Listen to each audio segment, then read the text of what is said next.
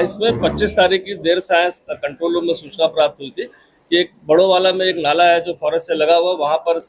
कुछ स्मेल सी आ रही है फाउल सी। इस सूचना पर पुलिस टीम पहुंची थी और वहां पर जब सर्च किया तो देखा वहां पर 2 डेड बॉडी मिली थी और चूंकि देर साय का वक्त था, 2 डेड बॉडी को रिकवर करके मॉर्चरी भिजवा दिया गया था। और घटनास्थल को सुरक्षित रखते हुए जो अगले दिन प्रातः वहां सर्च ऑपरेशन किया गया और फोरेंसिक की टीम और डॉग स्क्वाड को बुलाया गया, तो वहां पर एक बॉडी और महिला की रिकवर हुई थी जो कूड़े के अंदर दबा के रखी गई थी। काफी सारा कूड़े का ढेर था वहां पर दबा के रखी गई थी। और इसके बाद यह घटनास्थल के निरीक्षण और जो वहां से कपड़े और अन्य सामान जो बरामद हुआ था, उससे स्पष्ट हो रहा था कि एक ही फैमिली है और इसमें जो बच्चे हैं और जो मदर है वो कहीं ना कहीं एक ही परिवार से जुड़े हुए हैं और इनको कहीं ना कहीं हत्या करके या इस तरह करके डंप किया गया है। चूंकि घटना बहुत ही अति संवेदनशील थी, हर जगह इसमें हमने गुमशुदगी के लिए पूरे प्रयास किए कि कहीं गुमशुदगी पूरे हमारे जनपद में कहीं लिखी हो इस तरह की। आसपास के सरहदी जनपदों में, खासकर जो हमारे वेस्टर्न यूपी के, सब जगह हमारी ज़्यादा टीम व्यक्तिगत रूप से भेजी गई, लेकिन कहीं भी कोई इस तरह की गुमशुदगी जो मैच कर रही हो, जिसमें गुमशुदगी काफ़ी थी, महिलाओं की थी, बच्चों की थी, लेकिन कोई ऐसा मैच नहीं हो रहा था जो इस उम्र से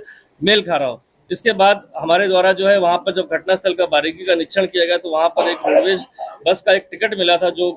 जिसके नंबर वगैरह घिस गए थे, लेकिन उस सीरीज को देखते हुए हमने सारे कॉम्बिनेशन पर जो उसको ट्राई किया और ये पता चला कि एक बस जो नेहटौर से चली थी वहां पर 2 लोग इसमें चढ़े थे जो एक थे और वो टिकट उन्हीं का प्रतीत होते हुए हमने पूरा अंदाजा लगाते हुए सीसीटीवी फुटेज बस स्टैंड के लिए, तो वहां पर वो महिला और बच्चे एक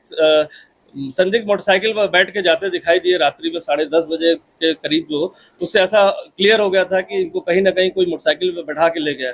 जो घटनास्थल था वहां पास ही में एक फैक्ट्री जहां पे 11-12 लोग काम करते हैं, जिनमें से एक व्यक्ति वहां पर पूछताछ में हमारे था जो नेहटौर बिजनौर का रहने वाला था। शक के आधार पर जब मोटरसाइकिल को मैच किया गया उसकी, तो पता चला ये मोटरसाइकिल उसी तरह प्रतीत हुई फुटेज में। और इसके बाद जब उसकी कॉल डिटेल और अन्य पूछताछ की गई तो उसके द्वारा इस समस्त घटनाक्रम को अपने द्वारा करना बताया और साथ ही ये भी बताया कि उसका मृतिका के साथ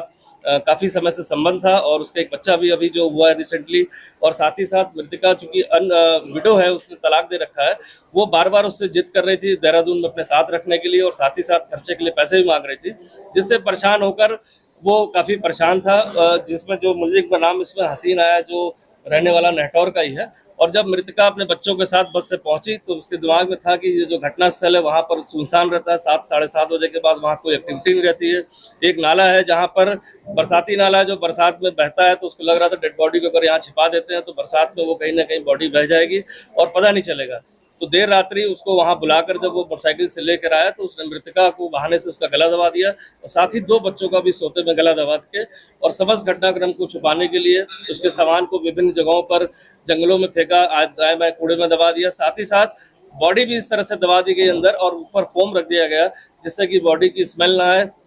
और बॉडी जल्दी गल जाए गर्मी के कारण। और समस्त चीजों को करने के बाद वो अपने घर चला गया। मृतका का मोबाइल उसने अपने पास छुपा कर रख लिया था जो उसके निशानदेही पर बरामद कर लिया गया। तो समस्त घटनाक्रम में जो इसमें हसीन नाम का जो अभियुक्त है उसकी गिरफ्तारी कर ली गई है। इसमें मुकदमा धारा 302 में पुलिस द्वारा दर्ज कर लिया गया है। साथ ही साथ जो साक्ष्य मिले सीसीटीवी फुटेज उनसे भी अब टैली हो गया है कि इसके द्वारा ही मृतका और उसके परिजन को बैठाकर परिवार को और इस तरह ले जाकर सुनसान जगह पर ले जाकर उसकी गला दबा कर हत्या करने के बाद सभी साक्ष्यों को मिटा दिया गया।